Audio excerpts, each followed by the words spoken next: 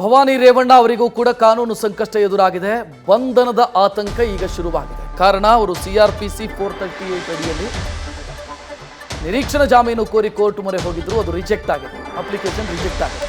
ನಿರೀಕ್ಷಣಾ ಜಾಮೀನು ಕೋರಿ ಹೈಕೋರ್ಟ್ಗೆ ಮೊರೆ ಹೋಗುವಂತ ಒಂದು ಸಾಧ್ಯತೆ ಇದೆ ಅನ್ನೋದು ಈಗ ಸಿಗ್ತಾ ಇರುವಂತ ಮಾಹಿತಿ. ಜನಪ್ರತಿನಿಧಿಗಳ ನ್ಯಾಯಾಲಯದಲ್ಲಿ ಅರ್ಜಿ ವಜಾ ಆದಂಥ ಹಿನ್ನೆಲೆಯಲ್ಲಿ ನೆಕ್ಸ್ಟ್ ಆಪ್ಷನ್ ಅವರಿಗೆ ಹೈಕೋರ್ಟಲ್ಲಿ ಭವಾನಿ ಅರ್ಜಿ ಸಲ್ಲಿಕೆ ಮಾಡೋದಕ್ಕೆ ಅವಕಾಶ ಇದೆ. ನಿರೀಕ್ಷಣಾ ಬೇಲ್ ಇಲ್ಲದೆ ಇದ್ದರೆ ಬಂಧನ ಮಾಡೋದು ಖಚಿತ SIT ಟೀಮು. ಆ ಕಾರಣಕ್ಕಾಗಿ ಅವರು ಹೈಕೋರ್ಟ್ ಮೊರೆ ಹೋಗಬಹುದು. ಹೈಕೋರ್ಟಲ್ಲಿ ವಿಚಾರಣೆ ಆಗಿ ಅದು ಆ ನಿರೀಕ್ಷಣಾ ಜಾಮೀನು ಸಿಕ್ಕಿದ್ರೆ ಸೇಫು. ಅಲ್ಲಿಯವರೆಗೆ ಏನು ಅಂತಂದರೆ ತಪ್ಪಿಸ್ಕೊಂಡೇ ಓಡಾಡಬೇಕು, ಬೇರೆ ದಾರಿನೇ ಇಲ್ಲ. ಸೊ ಈ ಪರಿಸ್ಥಿತಿ ಭವಾನಿ ರೇವಣ್ಣ ಅವ್ರದ್ದು.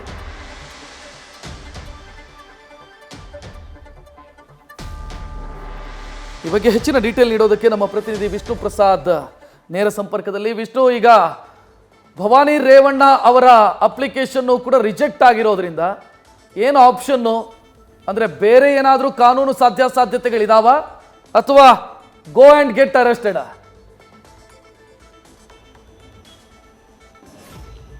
ಅದು ಎರಡು ಥರನೂ ಹೇಳ್ಬೋದು ರಕ್ಷತ್. ಮೊದಲನೇದಾಗಿ SITಗೆ ಗೋ ಆ್ಯಂಡ್ ಗೆಟ್ ಅರೆಸ್ಟ್ ಅಂತ ಹೇಳ್ಬೋದು. ಇನ್ನು ಭವಾನಿ ರೇವಣ್ಣ ಅವ್ರಿಗೂ ಕೂಡ ಒಂದು ಲೀಗಲಲ್ಲಿ ಒಂದು ಆಪ್ಷನ್ ಇರೋದೇನಂತಂದರೆ ಈ ಆದೇಶವನ್ನು ಚಾಲೆಂಜ್ ಮಾಡಿ ಈಗ ಅವರು ಮೇಲಿನ ಕೋರ್ಟ್ಗೆ ಅಂದರೆ ಹೈಕೋರ್ಟ್ಗೆ ಅರ್ಜಿ ಹಾಕೋದಕ್ಕೆ ಅವಕಾಶ ಇರುವಂಥದ್ದು. ಆದರೆ ಆ ಅರ್ಜಿ ಹಾಕಬೇಕು ಅಂತಂದರೆ ಇವತ್ತಷ್ಟೇ ಏನು ಕೋರ್ಟಿಂದ ಈಗ ಆದೇಶ ಆಗಿರುವಂಥದ್ದು. ಅದರಲ್ಲೂ ಪ್ರಮುಖವಾಗಿ ಇವತ್ತು ಶುಕ್ರವಾರ ಆಗಿರುವಂಥದ್ದು ಪ್ರಮುಖ ವಿಚಾರ, ಇದನ್ನು ಗಮನಿಸಬೇಕಾಗಿರೋದು.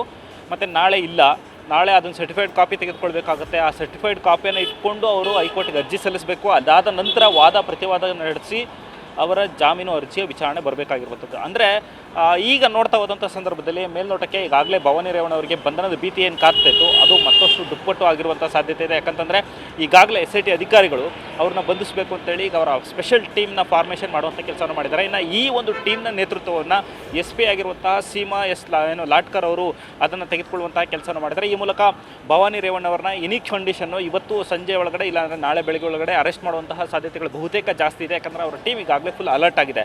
ಯಾಕಂದರೆ ಈಗ ಗ್ಯಾಪ್ ಕೊಟ್ಟಂದರೆ ಅಂದರೆ ಈ ವಿಚಾರಕ್ಕೆ ಸಂಬಂಧಪಟ್ಟಂತೆ ಸ್ವಲ್ಪ ಡಿಲೇ ಮಾಡಿದರೂ ಕೂಡ ನಾಳೆ ಅವರು ಮತ್ತೆ ಪುನಃ ಸರ್ಟಿಫೈಡ್ ಕಾಪಿನ ಪಡೆದುಕೊಂಡು ಹೈಕೋರ್ಟ್ಗೆ ಜಾಮೀನು ಅರ್ಜಿ ಹಾಕಿ ಅಲ್ಲಿ ಅರ್ಜಿ ವಿಚಾರಣೆಗೆ ಬರುವಂಥ ಸಾಧ್ಯತೆಗಳು ಸೋಮವಾರ ಇರುವಂಥದ್ದು. ಹೀಗಾಗಿ ಬಂಧಿಸಲೇಬೇಕು ಅಂತ ತೀರ್ಮಾನ ಕೈಗೊಳ್ಳುವಂಥ ಕೆಲಸ ಮಾಡಿದ್ದಾರೆ. ಇನ್ನು ಇವತ್ತಿನ ವಿಚಾರಕ್ಕೆ ನೋಡೋದಾದರೆ ಭವಾನಿ ರೇವಣ್ಣ ಅವರ ಜಾಮೀನು ಅರ್ಜಿಯನ್ನು ತಿರಸ್ಕಾರ ಮಾಡೋದಕ್ಕೆ ಪ್ರಮುಖವಾಗಿ 3 ಅಂಶಗಳನ್ನು ಇಲ್ಲಿ ನ್ಯಾಯಾಧೀಶರು ಪರಿಗಣಿಸುವಂಥ ಕೆಲಸವನ್ನು ಮಾಡಿದ್ದಾರೆ. ಮೊದಲನೇದಾಗಿ ಇವರು ಈ ಪ್ರಕರಣಕ್ಕೆ ಸಂಬಂಧಪಟ್ಟಂತೆ ಅದರಲ್ಲೂ ಪ್ರಮುಖವಾಗಿ ಕಿಡ್ನಾಪ್ ಪ್ರಕರಣಕ್ಕೆ ಸಂಬಂಧಪಟ್ಟಂತೆ ಸಂತ್ರಸ್ತೆ ಕೊಟ್ಟಿರುವಂತಹ 164 ಸ್ಟೇಟ್ಮೆಂಟ್ನ ಕೆಲವೊಂದಷ್ಟು ಅಂಶಗಳನ್ನು ಇಲ್ಲಿ ಬಳಕೆ ಮಾಡಿಕೊಳ್ಳುವಂತಹ ಕೆಲಸವನ್ನು ನ್ಯಾಯಾಲಯ ಮಾಡಿದೆ. ಮತ್ತು ಅದರಲ್ಲಿ 164 ಸ್ಟೇಟ್ಮೆಂಟಲ್ಲಿ ಭವಾನಿ ಕರೆಸ್ಕೊಂಡಿದ್ದು ಅದನ್ನು ಕರೆಸ್ಕೊಂಡಾದಂತಹ ಬಳಿಕ ಪುನಃ ಅವರು ವಾಪಸ್ಸು 26ನೇ ತಾರೀಕು ವಾಪಸ್ ಕಳಿಸಿದ್ದಕ್ಕೆ ಸಂಬಂಧಪಟ್ಟಂಗೂ ಕೂಡ ಅವರು ಸ್ಟೇಟ್ಮೆಂಟ್ ನುಡಿಯುವಂಥ ಕೆಲಸವನ್ನು ಮಾಡಿದ್ದಾರೆ. ಇದರ ಜೊತೆಗೆ ಇಡೀ ಪ್ರಕರಣಕ್ಕೆ ಸಂಬಂಧಪಟ್ಟಂತೆ 120B ಏನು ಆ್ಯಡ್ ಆಗಿದೆ, ನಾನ್ ಬೆಲೆಬಲ್ ಸೆಕ್ಷನ್ ಕೂಡ ಆಗಿರುವಂಥದ್ದು. ಮತ್ತು ಈ 120B ಆ್ಯಡ್ ಮಾಡೋದಕ್ಕೆ ಸಾಕಷ್ಟು ಅಂಶಗಳನ್ನು ಇಲ್ಲಿ ಪರಿಗಣಿಸುವಂಥ ಕೆಲಸವನ್ನು SIT ಮಾಡಿದೆ.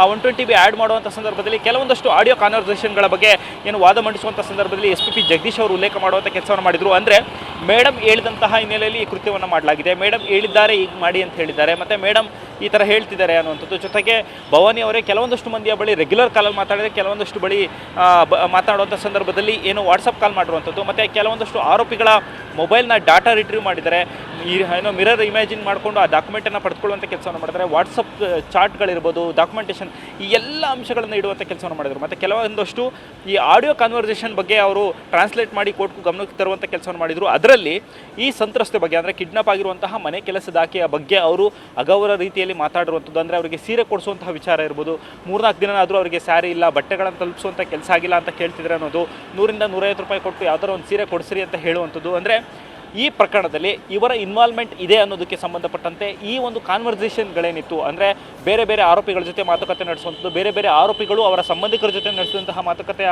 ಟ್ರಾನ್ಸ್ಲೇಷನ್ ಏನಿತ್ತು, ಇದೆಲ್ಲದರೂ ಕೂಡ ಕೋರ್ಟ್ ಗಮನಕ್ಕೆ ತರುವಂತಹ ಕೆಲಸವನ್ನು ವಿಷ್ಣು ಪ್ರಸಾದ್ ಹಾಗೆ ಸಂಪರ್ಕದಲ್ಲಿ. ನ್ಯೂಸ್ ಫಸ್ಟ್ ನಿರ್ಭೀತಿಯಿಂದ ನಿಮ್ಮ ಪರವಾಗಿ.